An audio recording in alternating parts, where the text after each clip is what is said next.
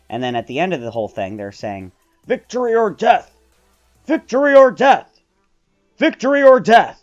Then we have Alex Rogan, who's, sitting there, and he's like, "Victory or death? I'm out. I'm out." But then he finds out that there's bounty hunters, and now Earth is on the targets. Basically, because he was such a good player of this game, not only him, but his planet is now in danger. That's right, the Earth is in danger now. So he changes his mind, and he goes back to fight the Kodan Armada, right? And then him and his British alien friend, who's the pilot, tells him they're the last Starfighter. This is it. You ever play a shmup or a shooter where you're one ship in the video game and you're shooting all those enemies? That's exactly what this movie is. This is it. One ship versus the entire armada. Yeah. And then there's this really good saying when he was talking to the British alien. Really good quote here. They're talking about their families. They have a couple seconds, in between where they're just talking. And he talks about how he lives in a trailer park. And he's like, "What's that?" "Well, it's a mobile home that doesn't go anywhere."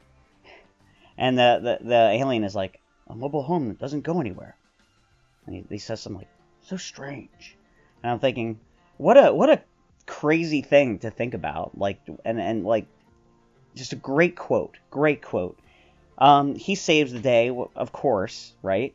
And at the end, he has a choice to make: stay on Earth or stay in space. And he makes the same choice I would make. Bye, Earth. I would leave Earth in a heartbeat. I want to leave. I want to leave right now. Let's go. And just a great movie. Number 2, The Last Starfighter. I gotta hurry because I'm taking too long. Number 1, Mitch's favorite movie of all time. Yeah. The Explorers. I know. This is a weird one. It's The Explorers. It's about kids, and it's about a kid that I really identify with because he's real into science fiction and stuff, and he has a dream. And it turns out the dream was sent by aliens, and it shows circuit boards and stuff. And actually what it is how to create a way of traveling to space. It creates a orb that's a force field, and if you have different amounts of power, you can make it different sizes and stuff. And he goes to the brain kid, the smart kid. See, the main kid is the dreamer, and that's me. He's the one that has the dream. He goes to the smart kid, and the smart kid picks up, I believe, his Apple IIe computer and actually creates the orb thing. And then they all talk it over and say, wait a minute. If we had something to sit in, we could fly around in this thing. Because the computer, you basically type coordinates and the sphere moves to those coordinates. So they get a tilt-a-whirl and they create their own spaceship and they fly off into space and meet aliens. I'm not going to spoil anything more about this, but they meet the aliens, and let's just say that there's more to it than that. These are the stuff dreams are made of. That's it. That's my end. That's it. One of these days, I actually want to review, especially my top movies, in more detail.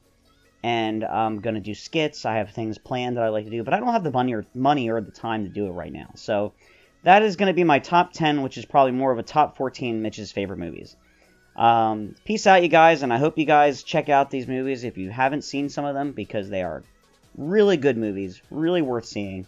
And I wanted to mainly include movies that people don't know. They don't know as well. Peace out.